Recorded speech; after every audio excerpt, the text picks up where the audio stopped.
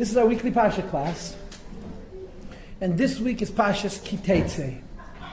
Now, let me tell you something. I actually started to look about next week's class already, Parsha Ki Teitzei.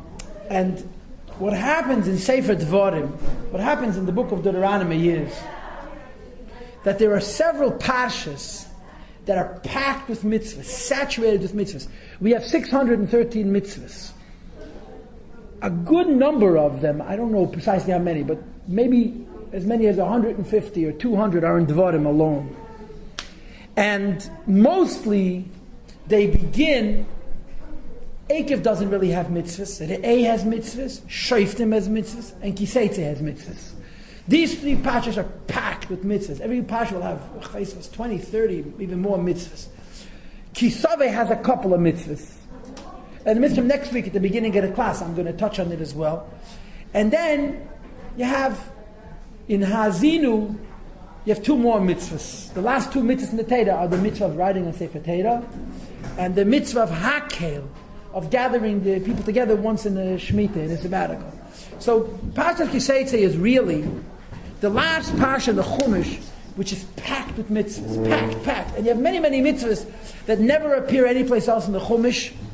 Then you have mitzvahs that appear in the four Sfarim, Shmeis, Vayikra, Bamidbar, that appear here again, based, of course, on the principle which you know, that Dvarim, Deuteronomy, is called Mishnah Torah, a repetition of the Torah. Somebody told me, I looked it up once, Deuteronomy actually translates in Hebrew as repeating. That's what it means. No one knows what Deuteronomy means. It actually means Mishnah Torah. I looked it up in the dictionary. The repetition of the Torah. So there's many, many mitzvahs that appeared earlier that are being repeated. And you also have mitzvahs that have never before appeared in the Chumash that appear here for the first time. And as I was looking, the way I prepared this week's class was I started looking in Chassidus. Which mitzvah Chassidus explains? And I went backwards. So I opened up the legagecha. This is the secret to how this class was developed. Opened the legagecha. None of the mitzvahs in our Parsha are explained. But in the back, there's an index of mitzvahs that are explained in other places. And the only mitzvah in this Parsha that I found was Maikeh. Maikeh means the mitzvah that when you build a home with a flat roof, you have to put up a fence. So nobody should fall off the roof. So says, okay, mitzvah is Maikeh. As it turns out, in Likutei there's mamish a few lines. Literally, 2 or 3 lines on mitzvah is Maikeh. But you'll see, with Hashem's help, as this class develops, these few lines are not a few lines. These few lines are a world. It's very, very beautiful. So I started to look, and you never run out of material. In Torah, there's no shortage of material. We have one parsha in the whole Chumash that teaches us this mitzvah. As it turns out, it's not one mitzvah, it's 2 mitzvahs. And the 2 mitzvahs are especially beautiful with the help of Chassidus and Kisvi Arizal. And especially beautiful with the Likutei. In this case, the last thing we're going to learn tonight is going to be not the Rebbe's Sichos, but the Likutei. Because what the Alter Rebbe says is apparently even deeper than what says in the Sichos. Because what says in the Sichos is based on Kisvi Arizal. And what the Alter Rebbe says is even deeper than that. So this is the story of this class. So let's read Pasuk Ches. One Pasuk. That's all we're going to read is one Pasuk. Tivneh bayit chadash. When or if you will build a new home, legagecha. You should make a maikeh, a roof, a fence to your roof. Now, this is just a tangential observation, but an important one. One of the confusing things about the Chumash is that we have tayag mitzvahs, right? We have 630 mitzvahs. Many of them are they're not described as commandments, described as events. Read those words. When you will build a new home, you will make a fence to your roof. It doesn't say ta'aseh maikeh legagecha. You should make a roof to your home. V'yasisa, you will make as though, of course, everybody knows you're going to make a roof.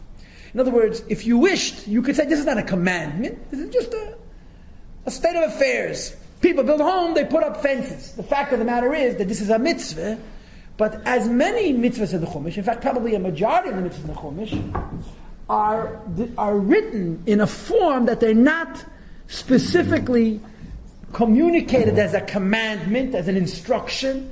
They're communicated as though this is something that you're going to do, but this is how Torah Shebeksav, how Mikra works. Why is a discussion for a different occasion. But be that as it may, this is how the Torah describes the mitzvah of Micah. Okay, so let's read the words again. Ki tivneh bayit chadash, if and when you will build a new home. V'yasisa, you should make Micah a fence legagecha to your roof. Velo-tasim damim beveytecha, and you will not place blood in your home. Ki, if or when, ki-yipol hanofel, the faller will fall, mimenu, from your roof. One pasuk in Chumash. That's it. There's no place else in the Torah is there any indication to the halachas of Micah. You should just know that Chachamim learned from this pasuk all the halachas of sakana. All the halachas, all the dinim about not putting yourself in dangerous places, and not, all kinds of different dinim. There's the whole Siman Shulchan Aruch talking about shmiras hanefesh v'aguf. You have to guard and watch your health. It's based on this pasuk. A person has to anticipate dangerous situations and protect himself against them. Even though we believe in hashgacha pratis, and even though we believe that everything that happens comes from the Eibishter says to us, look out for yourself, look after yourself. Okay, and the source of it is this mitzvah. Number 2, there's 2 mitzvahs in this pasuk. The first is a mitzvah saseh, it's a positive commandment to put up a fence. And the second is a negative commandment. You should not allow blood to fall in your home. In other words, if you don't put up the fence, you are at risk, chas v'shalom, that someone could get hurt. So it's a lav. It's a negative commandment. Thou shalt not allow something dangerous to remain in your home. So in Tayag mitzvahs, there's 2 mitzvahs in this pasuk. First is the positive mitzvah, make a fence. And the negative mitzvah, don't not make a fence. This is called in halacha lav she'ein bo ma'aseh. It's a negative commandment that you don't do anything. Right? What's the negative commandment? Don't allow the home to be without a roof. It's not like don't break something. There's no proactivity. You're not doing anything negative. You're just not doing something positive. So there's 2 mitzvahs. The positive mitzvah of making a fence and the negative mitzvah of leaving the roof unfenced. But it's called lav she'ein bo ma'aseh. It's a negative commandment that you're not doing anything wrong. And therefore there's no punishment. Lav she'ein bo ma'aseh in like it. A person gets malchus, gets flogging for doing an aveda. But for not doing a mitzvah or for an aveda of inaction, there's no punishment. You follow what I'm saying? So there's a mitzvah saseh of putting up a fence, and there's a prohibition of leaving the roof unfenced. Now, how many kashas are there on this pasuk? As many as you want. Ki tivneh, you have to build it. What if you buy it? Chadash, a new home. What if it's old, used? Okay. V'yasisa Micah legagecha, you have to make a roof, a fence to your roof. Velo-tasim damim beveytecha, I put blood in my home. If I don't put up a fence, who asked the Meshuggah to climb up on my roof? Right? Ki-yipol hanofel, when the faller will fall. What does it mean, the faller will fall? It almost sounds like that the person who's fallen was destined to fall anyway. And if he was destined to fall anyway, it's not my fault. Right? Those are just a few of the questions. I don't know how many I asked, but it was at least 5. Right? Ki tivneh, if you build, and what if you're not building? What if you're purchasing? A new home and a used home, tignish, vidafka new. Yeah. You have to put up a fence. And you should know some of them are Farshim translate. What does the word Ma'akeh mean? Whoever heard of such a word? Ma'akeh. Yeah? Is that in Arizal? Yeah? So da is dat Wort Ma'akeh, a chutz van Torah. Met benitzig met dem Wort. Yeah? The mock van them is dem pasuk. You usually say a fence means a geder or a mechitza. This word Ma'akeh appears once in Tanakh, right here. And what does it mean? It means, obviously it means a fence. But what's wrong with saying vasisa mechitza or geder or choima or kid? There's many words which are classic. The Torah comes up with a new word, ma'akeh, legagecha, to your roof. And then it says, velo-tasim damim, I shouldn't place blood. If you don't put up a fence, it's as though you're placing blood in your home. Why? And then, ki-yipol hanofel, the faller will fall, the mimenu from the roof. These are some of our questions, and there are many others. Let's learn Rashi. Okay, let's learn Rashi. Ma'akeh. You see my arrow? You see my arrow? Ma'akeh. Says Rashi, geder savav legag. A fence around the roof. Okay? V'unkel is tirgem tika. Unkel translates it as tika. You know what tika means? A sheath or a shield. He doesn't translate it as meaning a fence. A sword, right? Is kept in a nantik. A sword is kept in a whatever the Hebrew word is. Encasement. Right, in a sheath. So he translates ma'akeh from the word that doesn't denote a fence, but a protection. That's how he translates the word ma'akeh. To go in tick, like any kind of a folder or a box or a encasement, that guards what's inside of itself. So Rashi translates Maikeh, a fence. Targum says, Maikeh doesn't mean fence. Never heard of the word. Geder means fence. Maikeh means a protection. He translates the word narrowly, in context. Maikeh means not a wall, but a protective wall. And according to Targum, the word Maikeh doesn't describe the physical structure. According to Targum, the word Maikeh describes the function of the structure. Not the wall, but what the wall does. It protects. You see? So immediately you've got different interpretations. Next, ki-yipol hanofel mimenu. The faller will fall off the roof. Rashi immediately observes that the word hanofel is unnecessary. We should say ki-yipol adam mimenu. Right? Or shalo yipol mimenu. What is the hanofel? Rashi says, now this yipol hanofel, we're going to have a bunch of different interpretations, and they're going to be distinctions are going to be very subtle, so we're going to have to hold on to our heads. The person who's fallen off the roof was destined to fall off the roof. Because if someone gets hurt, chas v'shalom, it's bashgacha pratis. Yipol hanofel means the one who has fallen deserves to fall. But let him not fall from your roof. Nevertheless, you shouldn't have even the most indirect association with his misa, because as the Chazal say, the Lashon, shemegalgal in schus aidei chayev. God Almighty affects that merits shemegalgal in schus aidei zakai, that merits are brought out through meritorious people. V'choiv aidei chayev, and liabilities happen through guilty people. And you don't want something negative to happen through you indirectly, even though it's not your fault, and even though that person has it coming to him, because it reflects choiv on you. So that actually translates yipol hanofel. If someone falls off, they were supposed to fall off, but not from your roof, because that means indirectly you have liability.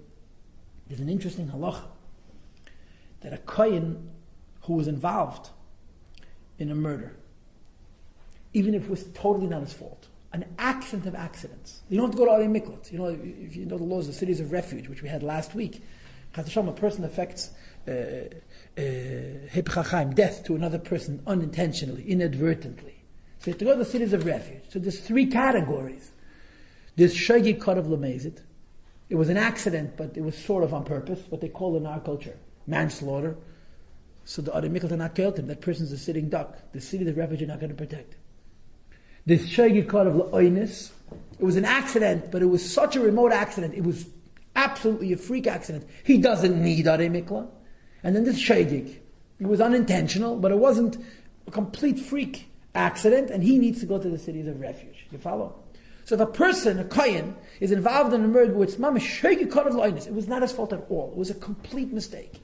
He had no intention. He wasn't involved. It just happened. He's not allowed to do it. He's not allowed to do it for the rest of his life. And even time of the Beis HaMikdash, you can't serve. He's totally innocent. Everybody knows he has no liability whatsoever. But kohenim are anoshim of chesed. Their inyan is chesed. The fact that something of this severe nature could have happened and he was involved in the most remote way, it's not good. We're not saying he's a bad person. It's not good. He doesn't belong in the Beis HaMikdash. So the pasuk is saying, according to Rashi's interpretation, someone falls off a roof, that person has it coming to him. But it shouldn't fall off yours. So put up a fence. This is Rashi. Okay? Now let's do Even Ezra, page 2. And Even Ezra, for the most part, Even Ezra actually addresses both. First of all, he struggles with the translation of the word ma'akeh. Page 2, I made an arrow, I think, right? Maikeh. What does the word maikeh mean? Never heard this word before, or never heard the word again. What does it mean? So the Even Ezra gives two interpretations. His preferred interpretation is tameh yadua mehakum. The root of the word maikeh is the word kum. Now, kum I think means whey, which is like the residue of cheese, milk. So I don't know what kum means, okay? But in the parenthesis is mehamakim. Ma'ike has to do from the space. When you build a home, basisa ma'ike legagecha, you should provide, I guess it means a periphery, a fence to the space. So he sees the word ma'ake as being in relationship to the area, a periphery around the area, something to this effect. But I really don't know what kum means, and he doesn't bring me a pasuk, so I can't even look it up to see what it's related to. And he says, ve'ein re'aleh. There is no word like this in the whole Tanakh. No place in Tanakh do you have a word that denotes ma'ike the way our pasuk uses it as a fence. Rashi brought ma'ike means a fence. The Targum says it means a protection, and the Even HaEzer seems to indicate that it's, so to speak, the end of an area, a periphery, a distinction between one space and another. But then he brings a nice pshat, a second one. Other people, not the Even HaEzer himself, but some grammarians who preceded Even HaEzer, and I don't know who they are, but the Even HaEzer had all of these books that we don't have. He says, Migreres okas rosha. The root of the word ma'ake is oka. Oka means oppression, tzaddis. Me oka, from tzaddis. In Zayar you have the term iksa, tzaddis, narrowness. But tzad lahem is translated in Targum from the word iksa.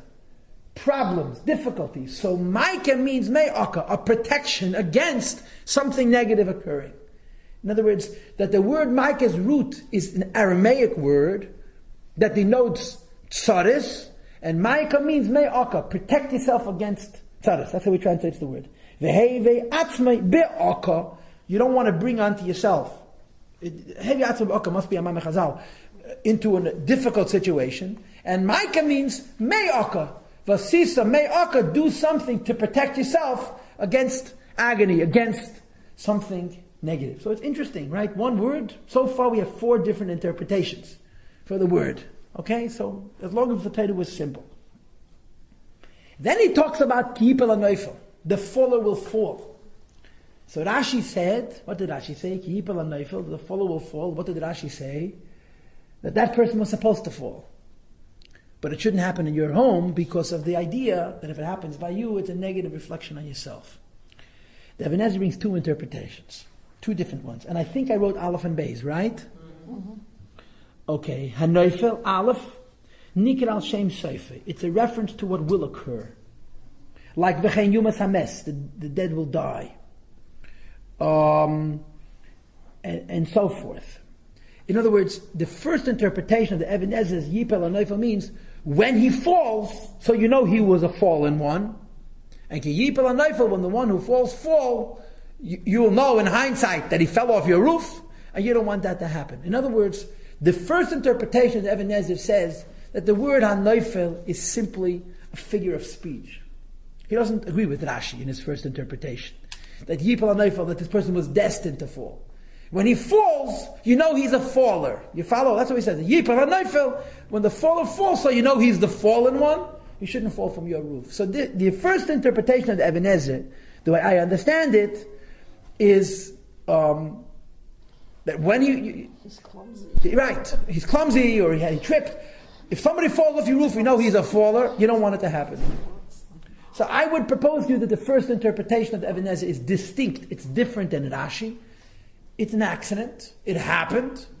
And when he falls, you know that the accident happened. He shouldn't fall off your roof. But the second one, the second interpretation of Even HaEzer, seems far more in concert with Rashi. Oi, you see my base? Oi, or perhaps, hu divrei nevuah, it's words of prophecy, meaning to say, you build a house. When you build a home, no one's had a chance to fall off the roof. So you put up a fence. Or chas v'shalom, you forget to put up the fence. And then years later, something can occur which is not the way it's supposed to be. Something not a favorable, see it happens. So the Torah says, when you built the home, the yipol hanofel, the idea that someone will fall in the future, that possibility has already been created, and you want to prevent it from occurring, and you therefore put up a fence. In other words, the second interpretation of the Even HaEzer is closer to Rashi. I don't think it goes as far as Rashi. Rashi says someone falls off your roof, he's supposed to fall off, but let him fall off somebody else's. The Even HaEzer is saying, if someone fell off your roof when you built the home, The liability began then. It's like saying, the future is, someone's going to fall. Anticipate, forewarn it now. So the first interpretation of an Ezra is simple. When somebody falls off the roof, they've fallen. It's grammar, it's just Hebrew. The second one says, no, if someone falls from the moment a home was built, that possibility was put into an effect, don't let it happen. Okay? So did Rashi, and they have an Ezra. What we want to do right now is Rabbeinu Bachaye. Now I'm going to divide Rabbeinu Bachaye into two parts, okay? First we're going to do the Pshat and the Medrash, and later on we're going to go back and do, with Hashem's help and with the mercy of the clock, the Kabbalah of the Rabbeinu Bachaye. But now we're going to do just the beginning, okay? So you see on the right side of the page 4, I made an arrow. Vasisa Michael legagecha al derech pshat. What's the simple idea of putting up a fence? Simple. Yazhir, the Torah is for warning, anticipating. Sheishtamer ad min sakana. A person must guard himself against sakana, against danger. A yid is a chiyuv to protect himself. And of course, the chiddush here is, it's like the question of going to a doctor. A person got sick. Why did they get sick? Why did they get sick? I mean, why? The Eibishter wanted them to get sick. A person wins the lottery. Why did they win the lottery? What do you mean, why? Hashem wants them to win the lottery. So a person gets sick, who are you to go to a doctor? The Eibishter made you sick. What do you want to the doctor? Let the Eibishter take care of you. What's the Teretz? The Eibishter said, go to the doctor. You're not allowed to mess around. How many times did the Rebbe tell Hasidim, who for this reason or that reason were not listening to doctors? So what's the same Eibishter said you have to keep Shabbos and kosher, and Yom Kippur said you have to listen to doctors. Well, this is less of a din. Over here you're more religious than the Eibishter. Mechoyev to listen to the din. So for the same reason, the Torah says, yes, everything is bashkacha pratis, but you have to protect yourself. That's your job. It's your responsibility. Don't put yourself in dangerous places. Don't permit liability, dangerous situations to be in your environment, in your environment, in your home. Put up a fence. Simple enough. 3 lines from the bottom of the page, please. Right side of the page. Legagecha Medrash. According to the Medrash. And this Medrash is in concept with Rashi, I suppose. Vasisa Michael legagecha. You should make a fence to your home. Ki-yipol hanofel, that the faller shouldn't fall off your roof if you don't put up the fence. Translate the Rabbeinu Bachaye. This man was destined to fall from the beginning of time, from the 6 days of creation. Now, is it the same as Rashi or is it different than Rashi? It's clearly similar to Rashi because Rashi says he deserves, right? But the Rabbeinu Bachaye says he deserves from when? From the time he sinned? When God created the world, he destined plain and plain to fall off a roof. When God created the world, plain and plain he hadn't done any Avedas, he didn't even exist.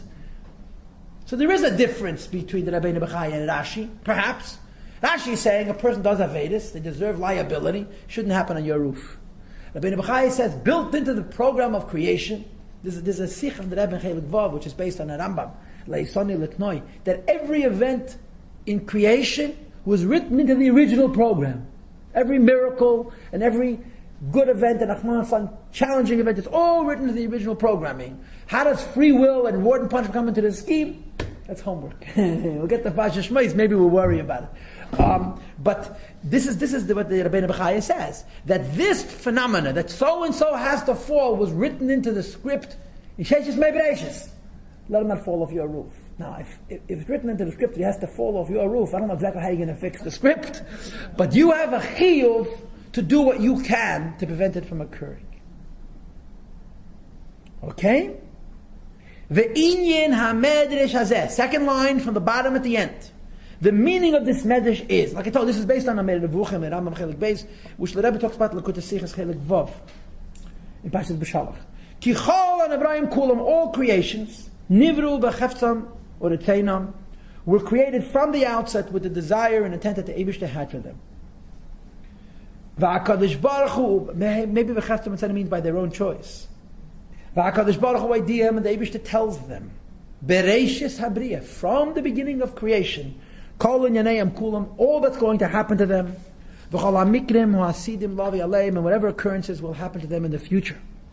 V'chein idiyam yemei chayeyim, how long a person lives, And guess what? So far, nobody has outsmarted the Malach HaMavis or Misasim. Achman is on a person's demise. Heichti, how it occurs. And there's Gemaras to this effect as well.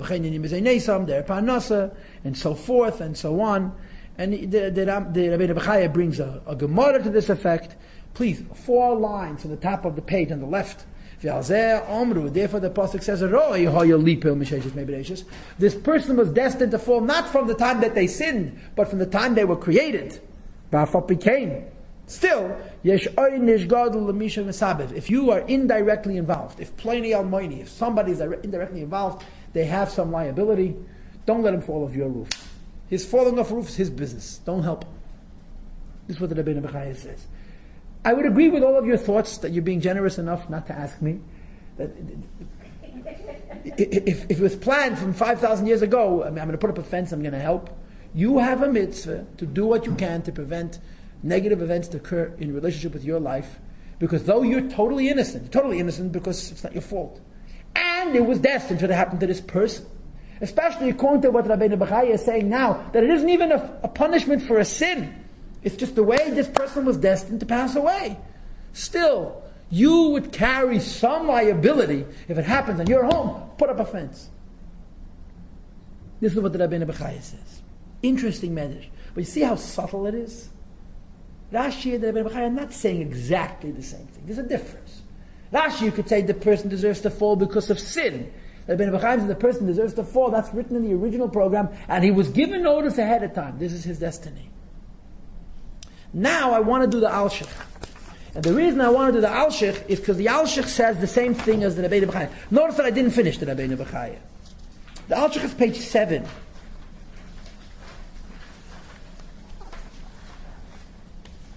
And to be sure, the Al-Shich is really more like Rashi than like the Rebbeinu Bachaye. Because Rabbeinu Bachaye says, "Yipol hanofel misheches meibereshis." In the beginning of time, this person was destined to fall. Rashi, you could read, "Yipol hanofel," the person sinned and he has a chas v'shalom liability that's supposed to have an adverse effect. The Al-Shich says the same basic message as Rashi and the Rabbeinu Bachaye, but it's leaning towards Rashi, if I'm understanding it correctly. Okay? Omar. You see what I'm reading? It's the right side of the page.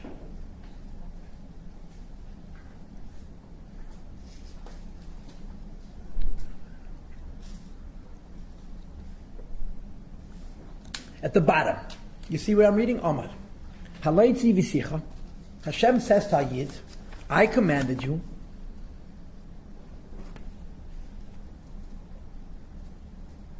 L'heitiv l'gever amischa, to be nice to a fellow who is your friend. Va'af l'groya mimenu, and even to prevent from him. I'm just supposing that they should say the word hezek here.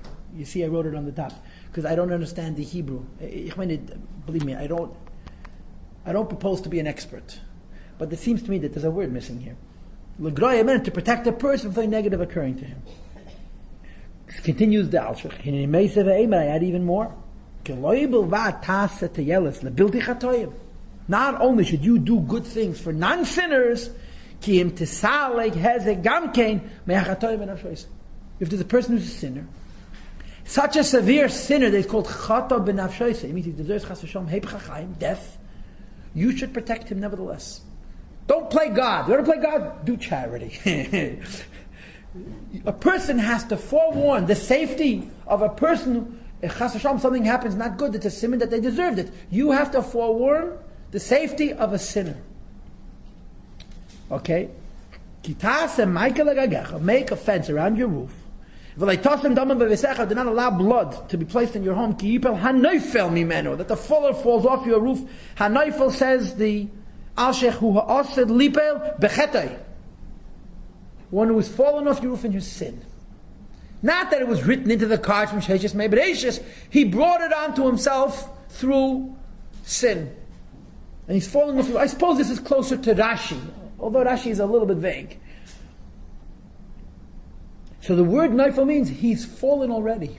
You know, gaver ktila kotel. In halacha, there's a concept called killing a dead man. Killing a dead man, you have no liability. yipol hanofel. The person who falls was already fallen. For all intents and purposes, he already fell off your roof because he's a sinner.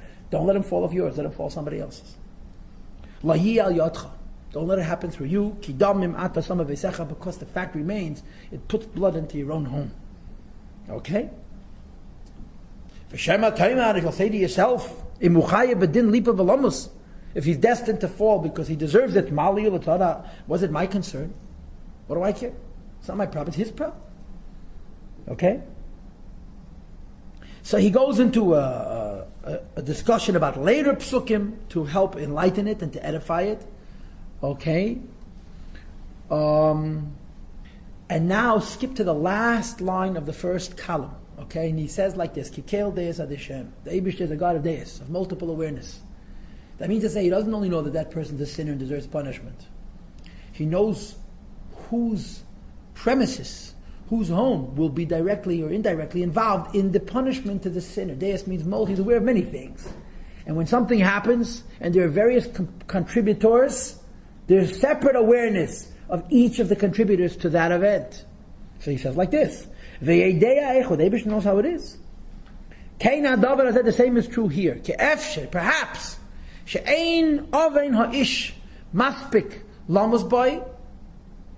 the person sinned, and yet he deserves a punishment. But his sin in and of itself is, so to speak, a borderline. It's not exactly so bad that he deserves death. Im hoya al gag ish zakai. If the roof belonged to a tzaddik, he's a bad guy, he's to be punished. But if the roof belongs to a tzaddik, he's not such a big rasha that he should fall off a tzaddik's roof. ki-yipol, and he won't fall. If he finds himself on the roof of a person who has his own issues, his own liability, tischaber, says the Shach, it will join together. The tumah, very interesting use of a word, the deficiency, the spiritual lack of focus of this sinner, in tumas ha'ish hachayev habalabayis, with whatever lack of spiritual clarity that is the property of the homeowner, v'tismal le'sos hanofel hahu, and it will contribute to completing the measure of guilt of the guilty person. In other words, someone falls off somebody's roof.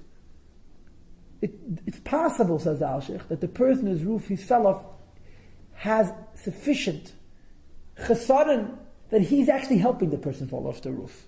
Because if it had been in a tzaddik's house, the tzaddik's tzidkis would simply not allow it to occur, because he's not that big a sinner. Okay? I'm skipping one line. Nimtis, it turns out, at the mason beveytecha, that the person whose roof he falls off is also liable.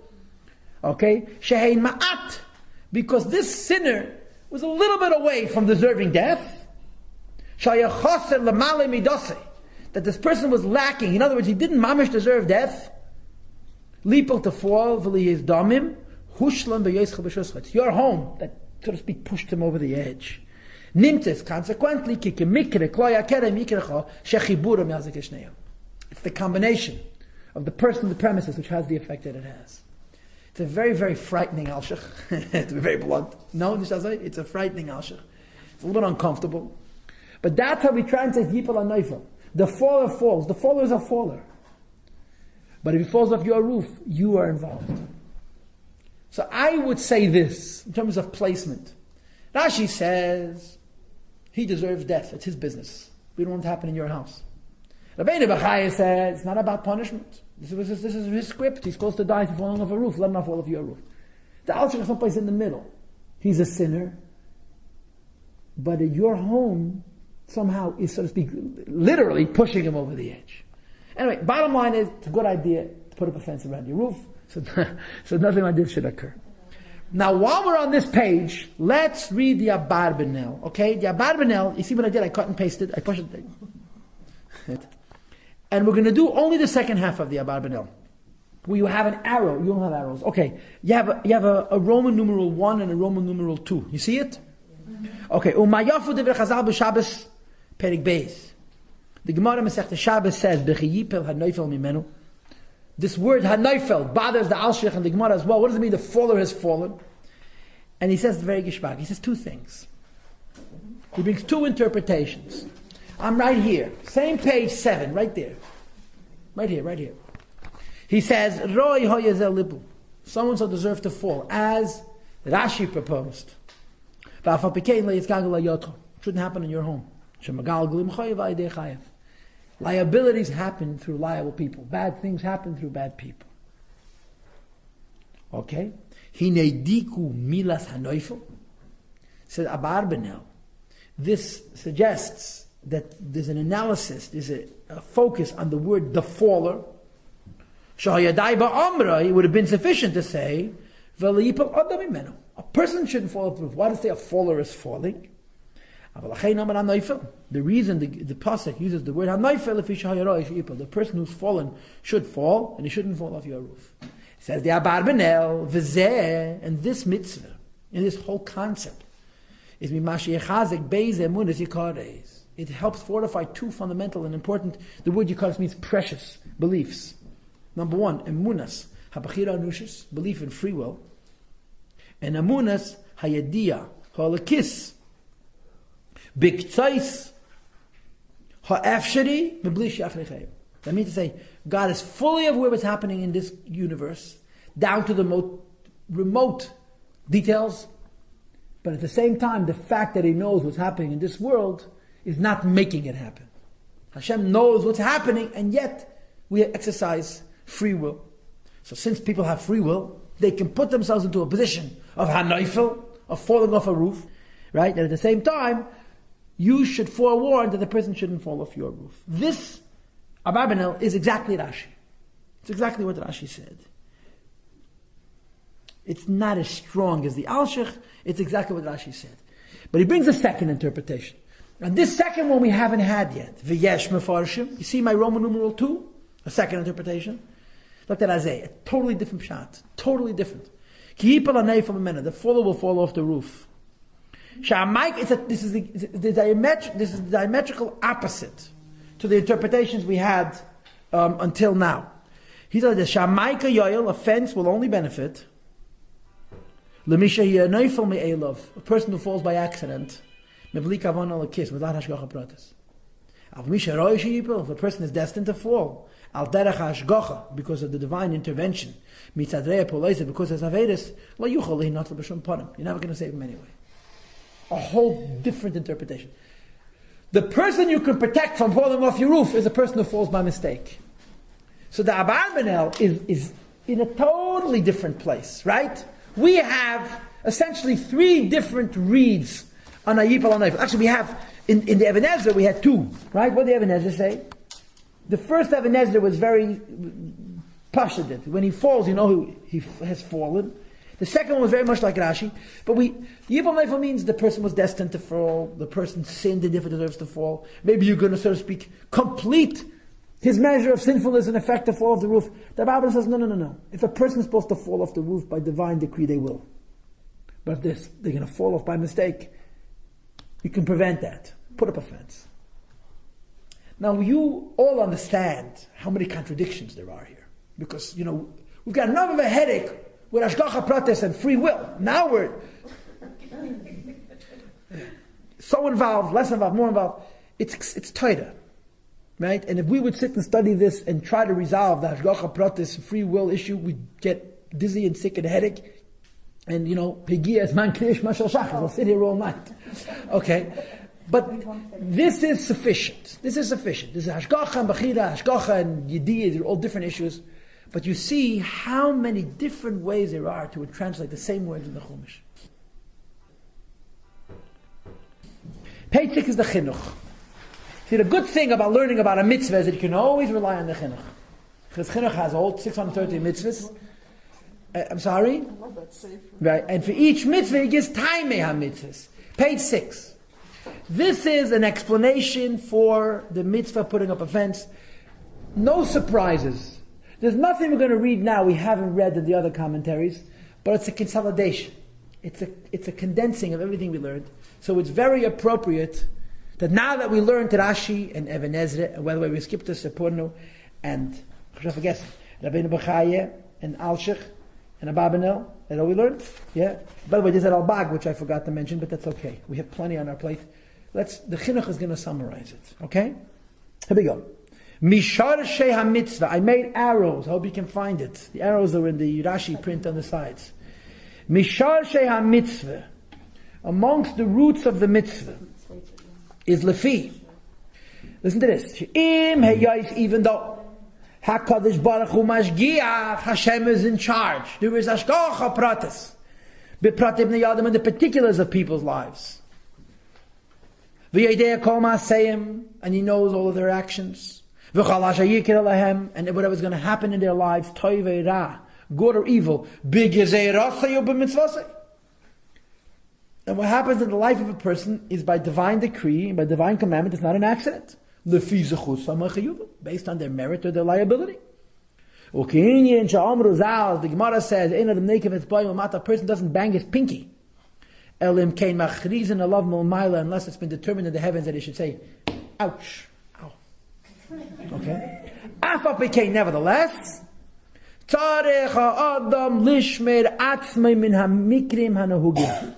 man must guard himself against predictable coincidence. Nuga means, if something, you leave a glass at the edge of that shelf on top there, like 50% on, 50% off, chances are one of your grandchildren gives a little kazaske, so don't put it there. Because the Almighty created His world. Ubenoi, and He constructed it. You're following with me? On the foundation and the pillars of nature. The word hateva is underlined, okay? It's 7 lines into the second shtika there. Ve'gozad, and God Almighty declared, that fire should burn, and water should extinguish fire. He also instituted in nature, hateva, God forbid a huge boulder falls down on somebody's head, doesn't get a headache. That's not what the words mean, but you get the point. God forbid the person falls from a high roof to the ground, it'll kill him. And the Rebbeinu blessed be He. He bestowed on the bodies of humankind. And He blew into the nostrils a spirit of life. Balas das. That's aware. It's not dumb. Lishmin haguf mikol pega. To guard the body from any accident, right? We're weaker than any animal. We're slower than any animal, right? Everything about us is less than all animals, except for one thing. We can think. And that's a good thing. That's a good thing. Because we can think, we can deal with eventualities that are outside of the animal's instinctive preservation mechanisms. And a person under all conditions, the Eibishter gave him a seichel, use it to preserve yourself. Very simple. God Almighty gave us both, hanefesh vegufa, our soul and our body, that the Eibishter wants us to be in charge of ourselves. Okay? And because God Almighty subjects the body of man, the human being, to nature. Hashem is smarter than me and Hashem is smarter than you, and He decided we should live within nature. Because we have material body. God instructed him to guard himself against accident, against mistakes. Okay, because nature, which is given over to the hand of the Eibishter, Allah will have its natural effect on the human being if a person will not protect himself. Now, it may be true. Maybe there'll be certain people, Hashem Melech because the Eibishter loves them so much. We call them tzaddikim gemurim, reiv, chasidusam, because they're such big chassidim. Udveikas nafshem edrachav baruch hu, and their attachedness to the ways of God Almighty, that the Eibishter is going to perform miracles for them. Like Hanani, Mishael, Azariah, like Avraham Avinu, they went into a furnace and they didn't get burnt. But those are unusual personalities. Those are special people. Okay? Now, if you can scoot down a bunch of lines, V'roiv b'nei Adam, the middle of a line. The line begins with the word yakidito. One line above the legagecha, which are underlined. But most people, bechatasam, because they have even the slightest chesrenis, legagecha el hamayla hagidel azeh, do not merit this great level. And therefore, the Torah instructs us lishmer mishkeneseinu mekaymeseinu, to guard ourselves and our residences and our area. Labal yikrenu movis, it shouldn't come to our environment. Death bepshia seinu, in our own negligence. Well, in the sakin nafshi seinu, we shouldn't risk our lives. Al smach hanes, say sure, God's in charge of miracles. That's not the way God made the world. That's not the way God made us. That's not what God expects of us. This is a mitzvah. Arizal, the Gemara says, someone who relies on a miracle, the miracle is not performed for him. Okay? And therefore, the Eibishter gave us this mitzvah. Now, there is no contradiction between the chinuch saying and miracles. There is no contradiction between what the chinuch is saying and the belief in Hashgacha Pratis. You know why? Because this is a mitzvah. You have to keep Shabbos. And well, if Hashem wants me to keep Shabbos, he'll make sure I rest. No, it's not the way it works. You have to protect yourself, is a mitzvah. It's not life. And then in life we serve Hashem. This is serving the Eibishter. And therefore a person has an obligation to preserve and to guard his safety and his health. This is the chinuch, which is essentially summarizing, like I said to you, a lot of the other commentaries that we had earlier.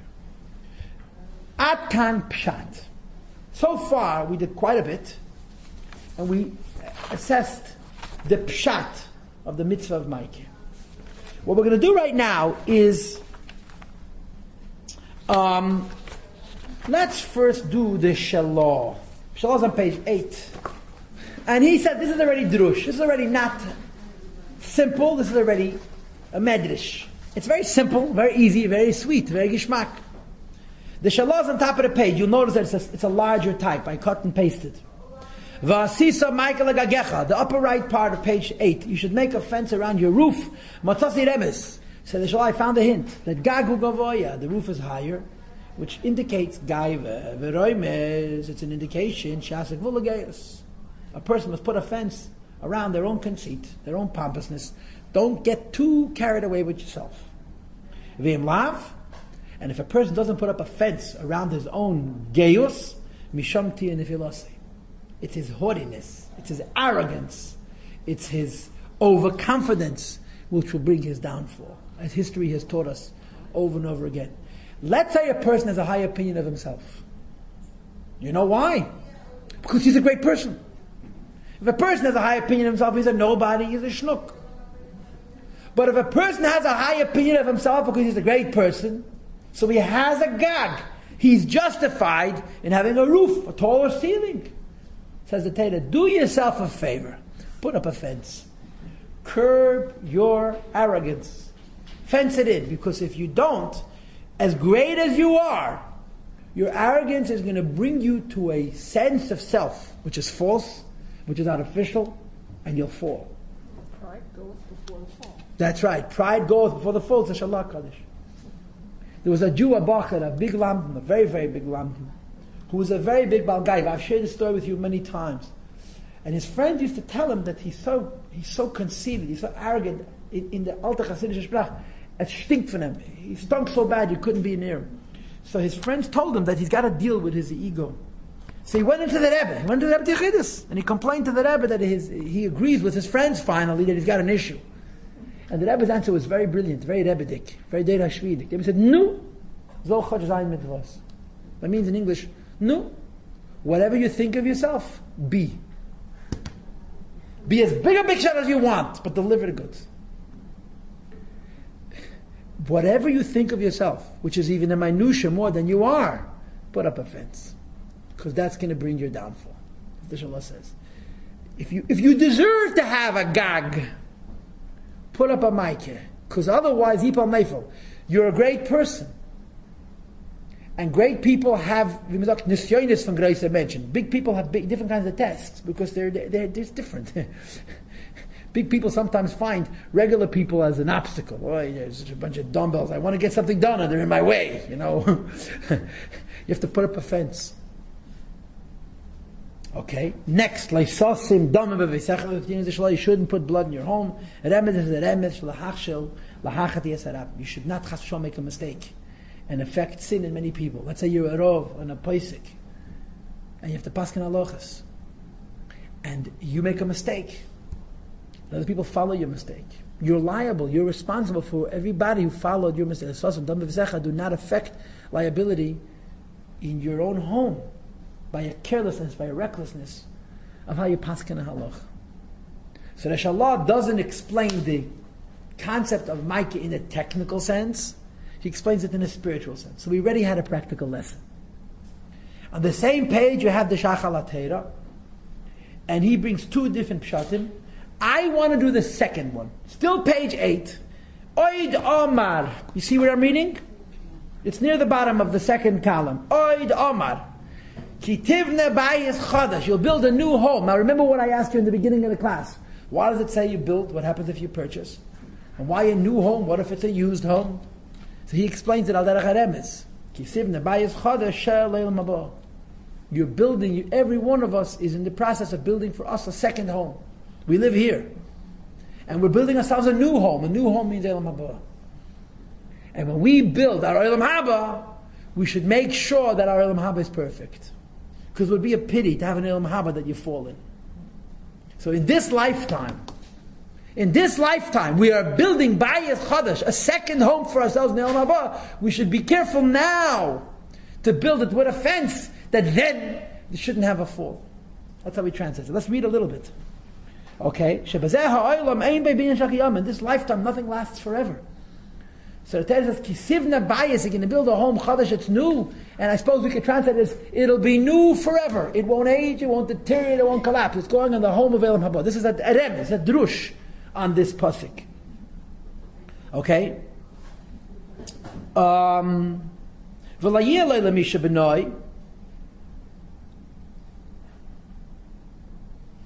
And in this lifetime, when you build a house, it won't necessarily belong to the person who built it. Because a person's deeds can affect his own destruction. When other people end up benefiting from it. It happens quite frequently. A person builds a house, somebody else moves in. Right? Which is why the pasuk says, he built a home for himself. The home that Yankov Avinu built, nobody else was going to move in, because it didn't refer to the physical, geographical home in Eilam Hazeh, which he built. But the remez al bayis amiti. It's a hint, right? I boxed it in to the true home of a person, shel Eilam haba, of the world to come. So the Torah says, Kisivne bayis, you're going to build a home chadash, it's a new one, and it's yours, and nobody can take it from you, because it's talking about the home we build for ourselves. Build it properly. You should not place damim. Translates the Shach. It's not like building in this home. You have to expend a lot of damim. Now damim means blood, right? But damim also means gelt. Don't define your home by how many dollars you spent on it. Arizal, the Gemara says, are they miskenes? In Mitzrayim, the Jewish people built fortified cities. Are they miskenes? But the word misken means impoverished. Shehin mamaskenes is bahalayin. A person builds a home and they end up broke. Don't build a home that you end up absolutely penniless. Top of the third column now. Avalkan. But here we're talking about bayis shel Eilam haba, a home of the world to come. Ein tzarech damim. It doesn't cost money, it costs mitzvahs. Like my brother says, it doesn't cost checks, it costs receipts. Already been cashed checks. Says the Pasuk, you're building yourself a home for Eilam haba, which is really yours, nobody can take it from you. Put up a fence. Make it strong. Ki-yipol. It shouldn't fall. Which means, says he, a person should not regret the mitzvahs that he did in his lifetime. The Gemara speaks about this. A person lived a life, and then later on they regret how frum they were, they regret how much tzedakah they gave, they regret something about the Yiddishkeit. So the Gemara says that their earlier Yiddishkeit, if you regret having been the Yid that you were, you lose the Sichos of that Yiddishkeit. Vasisa Maike, you build yourself El Mabah, put up a fence. You should never say, what a pity, I was so frum. What a pity. Because the home you built for yourself can fall after the fact if we regret having been such a Yid. That's how he translates the Pasuk. Or Yasa Kenefel Shleibala Oilam, or perhaps it's as if the person never lived. Okay, that's enough. That's all. Then he goes into more stuff. You want to read the rest, you will to read it on your own. Have you ever heard that under what circumstances? Okay. Sorry? Have you ever heard that under what circumstances would somebody regret that they... There's one answer to all questions of that category. There's one answer to all questions of that category. It's called depression. Moroshchere. No? No, but we're not talking about Elam Ha'emes. There's a concept in Torah of a person who later in life says, I should. Later in life. No. Masal Rishenim is later in life. You're right. You don't understand it? You're absolutely correct. But nevertheless, there is such a concept by people who later in life regret. Regret to comes to people. Let's say a person in his younger years sits and learns Torah. And then later on, Hashem has difficulties with Parnassus. He says, I shouldn't have learned Torah. Shouldn't do that because there's a Sichos. There's a Sichos.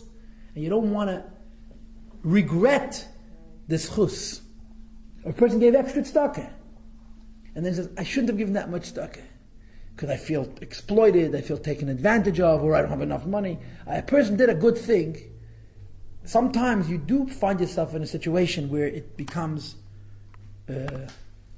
hard to appreciate yourself.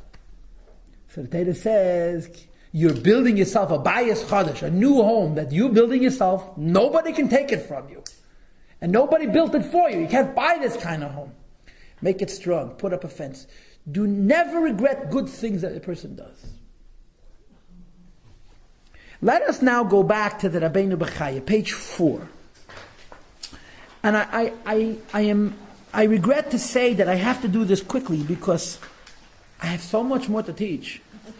So this we'll do quickly. On page 4, on the left side of your page, you have Rabbeinu Bachaye, and then of course you'll see that I cut and pasted Rikanti.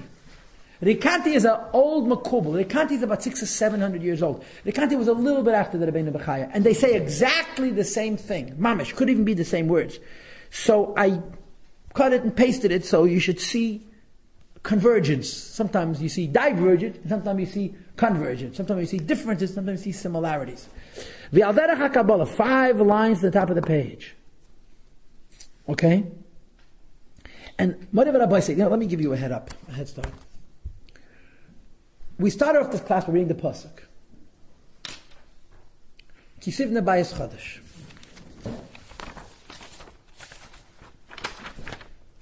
You build a new home. Legagecha, put up a fence. So I said to you, if you don't build a home, you buy it. And if it's not new, it's used. So the first person to entertain this question was the Shach that we just learned, who explained it al derech hadrush. You're building yourself a new home in Yenevelt.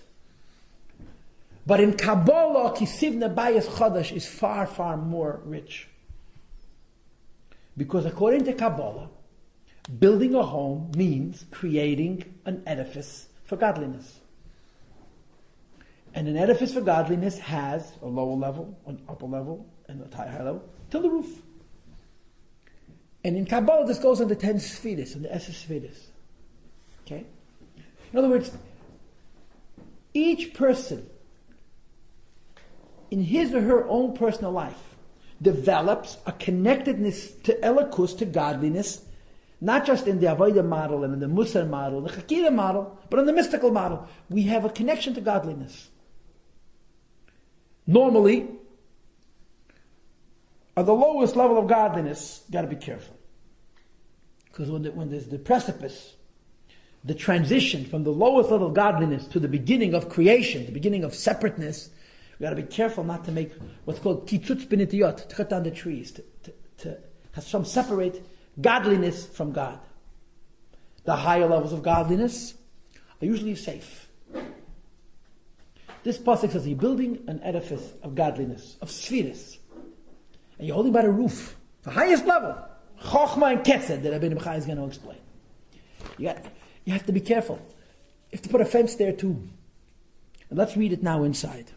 Okay, legagecha, you're going to build a fence to your roof. That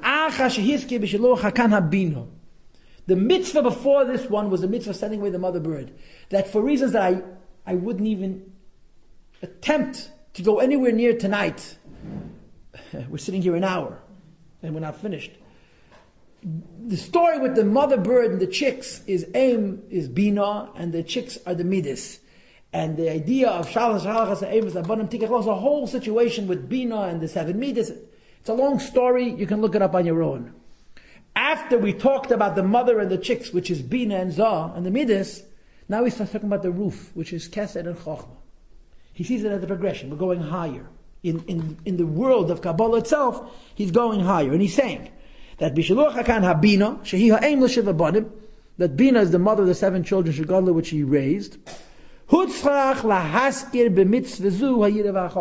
necessary here to mention Yira and Chokhmah. Yira means Keser.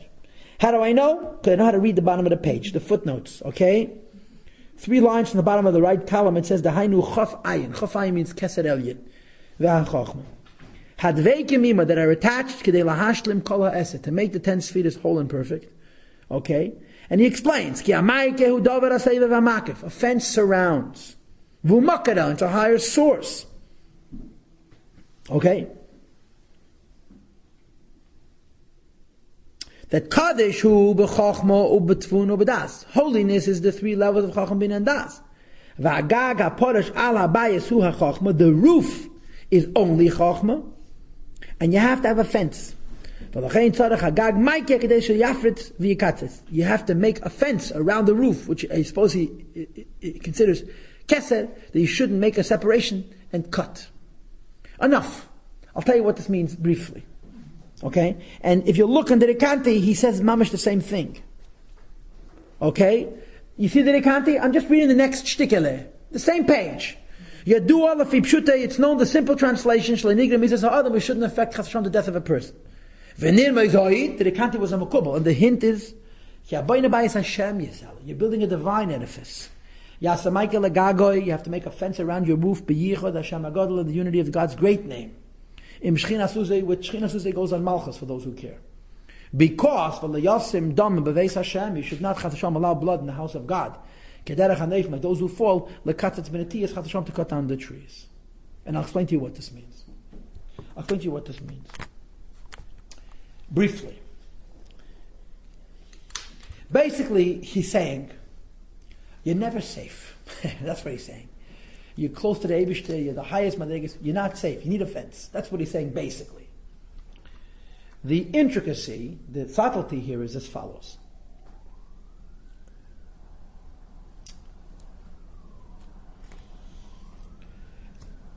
For the regulars to my classes, this is very familiar. I've talked about this 1,000 times. There are 2 concepts in Gemara and in Chazal and in Sifrei Machshava. The first is called nitiyas. Nitiyas means trees, plants. And the second is called nivdalim, separated ones. Those are literal translations.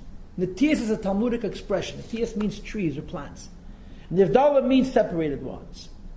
Nivdalim goes on malachim. Nitiyas goes on the spheres. Malachim and spheres are very different. For those who care, malachim is brio, yitzira, and spheres are atzilas. Malachim are creations, just like you, just like me. Except that they're nivdal. They have no body. According to them, they have no body at all. They're pure soul. But their nivdal also means, on the one hand, nivdal means they're separate from physical reality, but nivdal also means they're separate from God. They're entities, they're creations. The divine spheres, godliness, the legagecha, the light of Hashem is called the nitiyas, the plants. They're connected to the Eibishter. They're connected to godliness. In the Gemara, we have the famous story. All of you know the story, but you may not have paid attention to the allusion of the 4 Tanoim who went into the Padis. Remember that story? The 4 of them went into the garden. And the Arizal has 10 pages on Micah. 10, 20 sides. You have no idea how long it is. Pages and pages and pages and pages and pages. And he brings the Gemara about the 4 Tanoim.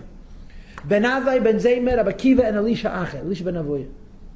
So Ben Azai hits it to mace. Ben Azai looked and he died. Ben Zoyma hits it to Nifka. Ben Zoyma looked into the secrets of Torah and he became crazy. Rabbi Akiva, Nichnas b'Shalom, v'Yatzav b'Shalom, he went in peace and he came out in peace. Elisha ben Avuya, Elisha Acher, the Gemara says, he hits, he glanced at the lakus, v'kitzatz b'netiyas, he started cutting down the trees. This is the Lashon HaGemara. And it's the same expression we have here. He saw godliness.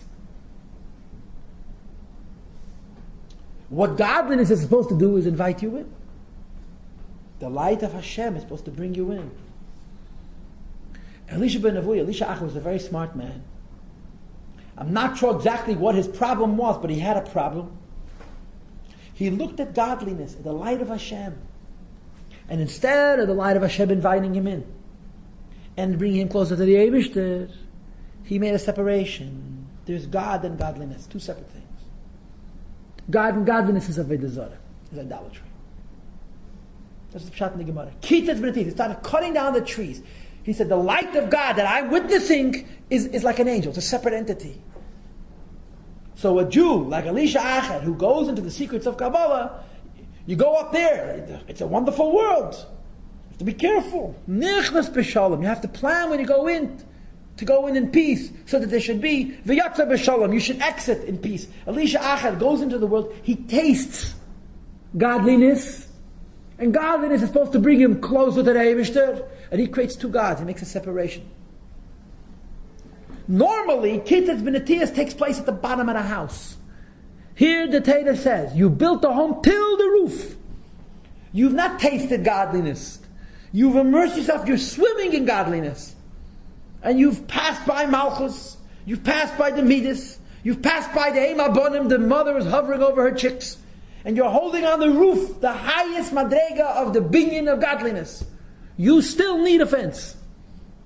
A person who has not just tasted godliness, but a person who has immersed himself and has reached the highest madrega, they're on the precipice, to use fancy language, between malakalam and seviv kalam. You need a fence too.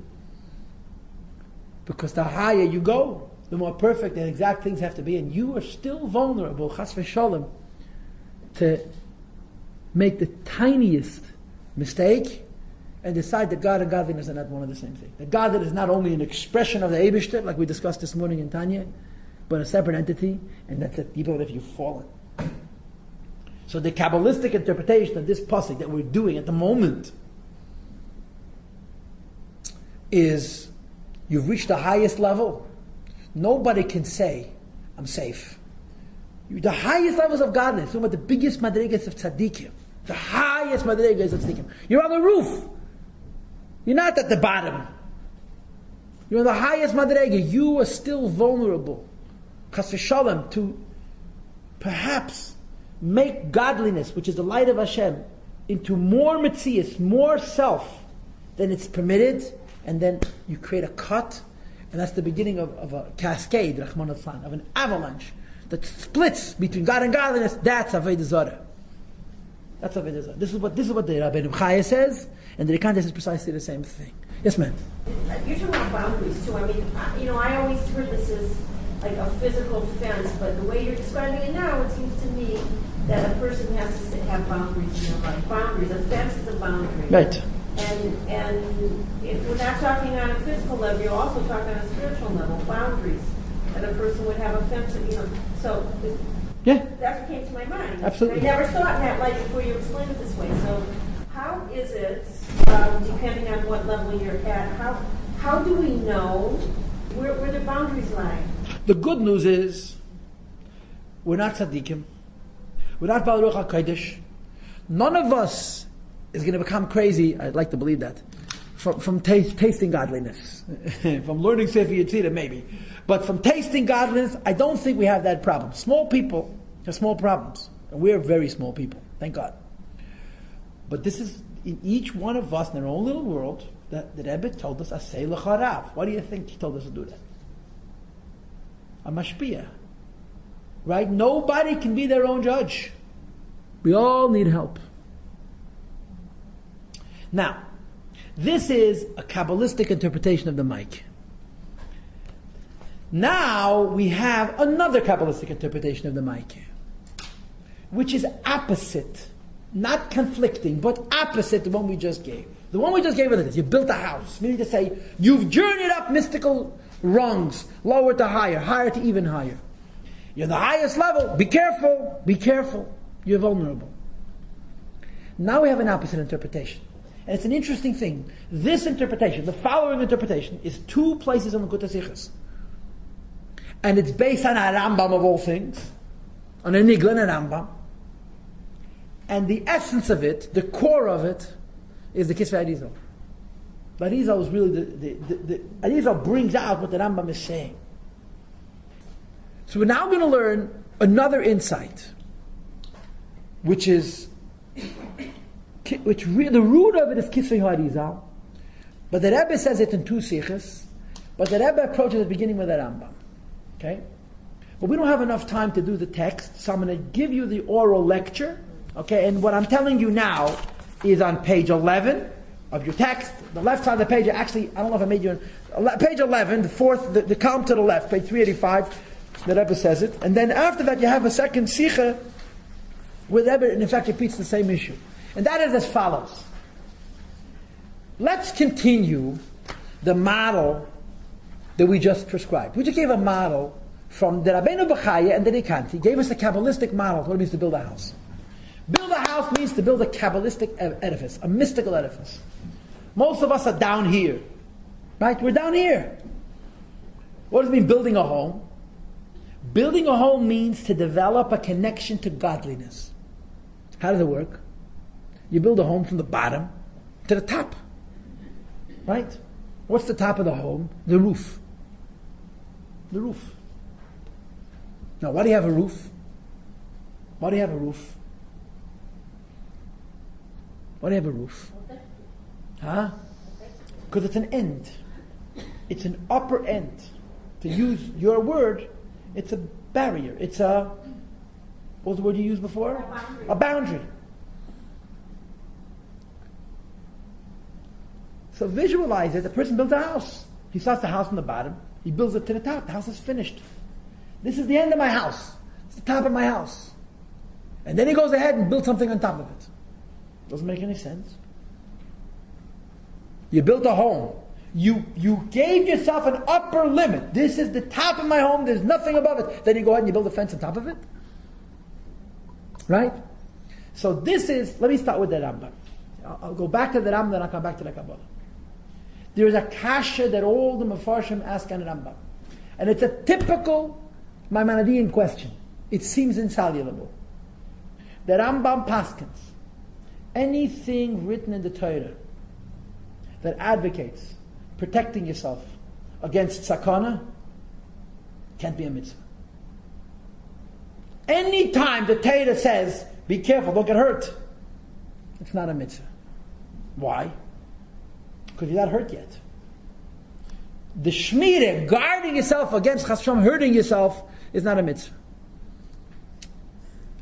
Then the same Rambam, in the same halacha, paskins, that you have a mitzvah, say, to put up a fence, and to make a brocha, shekidishanu, b'mitzvesa, v'tzivanu, whatever it is, ala siyas maike, to make a fence. So all the Mefarshim say, I don't understand. You, Rambam, say that a mitzvah that's to do with sakana, you can't make a bracha. That's what he's supposed to say. A mitzvah which involves sakana can't make a bracha. 2 sentences later, the Rambam says that when you put up a fence, you're making a fence so that there shouldn't be any sakana. What are you making a bracha for? Make up your mind. If this mitzvah is to protect you against sakana, there shouldn't be a bracha. You understand? And if you're making a bracha on the mitzvah, how could it be for sakana? So the Rebbe says, the mitzvah putting up a fence has 2 parts. A negative commandment. Don't let someone get hurt in your home. There's no bracha on the negative commandment. And a positive commandment. Put up a fence. In pshat, in pashtus, they're connected. Why should you put up a fence so nobody should get hurt? No. Number 1, make sure nobody gets hurt. That's a negative commandment. Number two, put up a fence. The fence has nothing to do with people getting hurt. The fence has nothing, it's a separate inyan. You hear? I'll repeat myself. The Eibishter gives us a mitzvah smaika alav. Don't let anybody get hurt. Then he says, put up a fence. Says the Rebbe, the mitzvah of putting up a fence is not so that people shouldn't get hurt. They're separate. There's a prohibition. Don't let people get hurt in your home. Which means, do what it takes. Seal off the door to your roof. People shouldn't go on the roof. No one's going to get hurt. That's issue one. There's a separate mitzvah, putting up a fence. It's not about people not getting hurt. It's about putting up a fence. It has nothing to do with protecting people. And that's what you're making a bracha. The Eibishter gives us a mitzvah to put up a fence on our roof, even if there's zero chance for anybody to get hurt because no one goes up there. It's a mitzvah to put up a fence. Now speak to your local rabbi about halacha, by the way. This is not a halacha class. I mean that seriously. Because apidin, if no one goes on the roof, you don't need a fence. But nevertheless, the Rebbe says that the Rambam clearly is separating between the two mitzvahs. There's a mitzvah, don't let people get hurt in your home. It's a negative mitzvah. The mitzvah putting up a fence, the fence is a separate issue. What does it mean? Now, if the fence is not about protecting people from getting hurt, why do you need the fence? So Api Nigla, the Rebbe doesn't explain. He doesn't tell us the Nigla of it. But he tells us the Chasidus. Okay? Listen to this. You build a mystical edifice. A person has a connection to godliness. So he makes a roof. What does the roof say? That in my condition at this juncture, this is the highest. I can't go higher than this.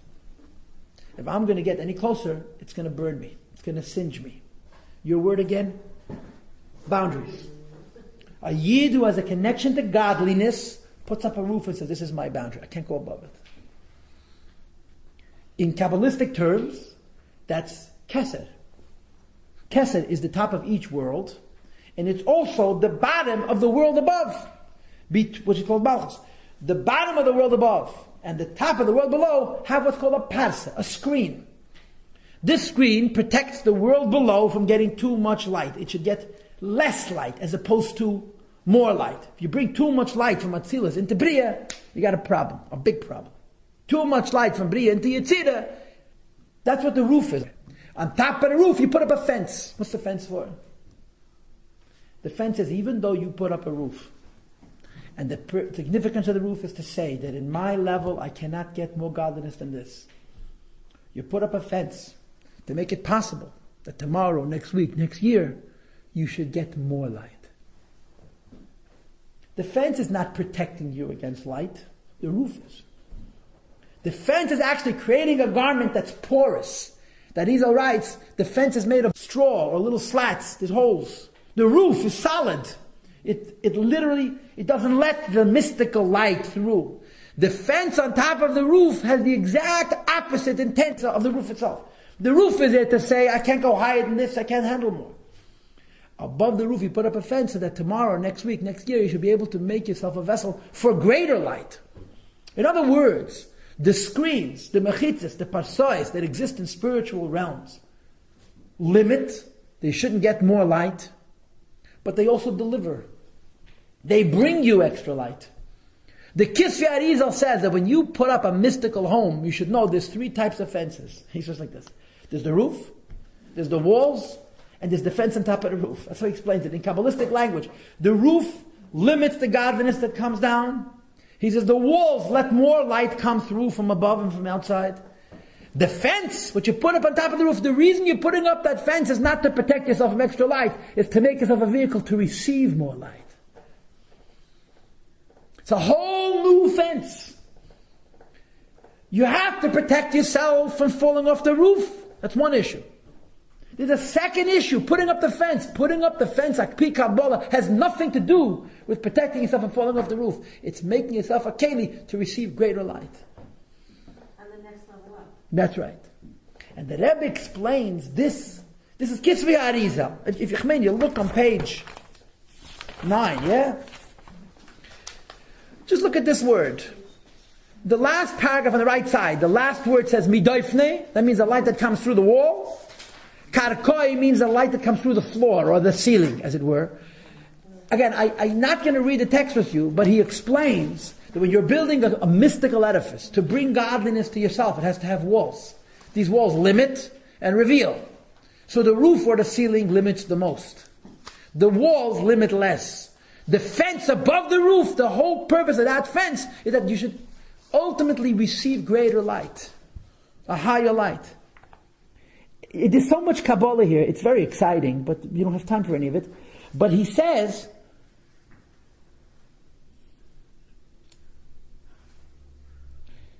look at the second line from the bottom of the first column. He says, that's the mystical explanation of this fence. It's not to protect you from falling off the roof. It's to open yourself up to more light. The Dailon, Kirshal Kanim. That's why this fence doesn't have to be a solid wall of stone. It can be porous. There's holes in that fence because it's a fence. It's not concealing light. It's ultimately conducting greater light. Why do we need this fence? That the light should come through a thin fence. But more light will come through the thin fence. And that it's passing through a thin fence, so there's light that's being revealed as opposed to concealed. But since there's a little bit of a fence, nothing negative will occur. If you would get a higher light with no fence at all, it would be terrible. But you have a porous fence. In other words, Alpi Kabbalah, and the Rebbe says this is the Mokar, this is a Rambam, that says that there's a mitzvah saseh to put up a fence and you make a bracha on it. If you're putting up a fence, you're making a bracha on it, that's proof that this is not for sakona, it's a positive mitzvah making a fence. Because the purpose for this fence is not to protect yourself from falling, it's to open yourself up to new light. Translates the Rebbe in the Sichos. Ki tivneh bayit chadash. You live in a house, and you're building a new home, or a higher home. Vasisa maika legagecha. You're starting on a new level, put up a fence.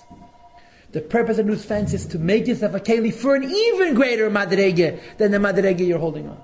And that's why the Torah says ki tivneh, you're building it, because we're talking about a spiritual home, not a physical home. Chadash, a new one. It's a new level. It's a new step. It's a new stage in life. And you put up this fence to bring ultimately greater light into the new home that you're currently building. And the Rebbe, of course, ties it into a couple that gets married. When a couple gets married, they're building a new home. It's a new step in life. So first of all, they're getting involved in the world, so they have to be careful they shouldn't fall spiritually. Second of all, they got to put up a fence. They shouldn't say, well, we're going out into the world, so we're going down a level from the life of a yeshiva bachar or a yeshiva girl. No.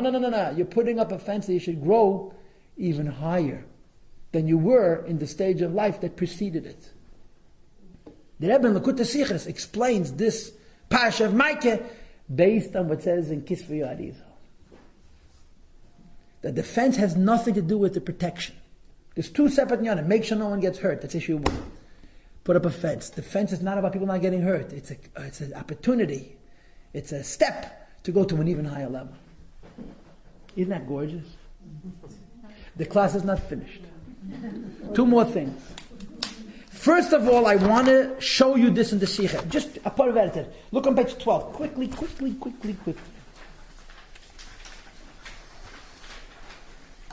The very bottom of the first column on page 12. This is from Likutei Sichos Chelik Beis. And by the way, whatever we're not reading, I'm expecting you to read on your own. I'm giving you a test next week. The only reason I'm not going to give you a test is I don't want to mark them.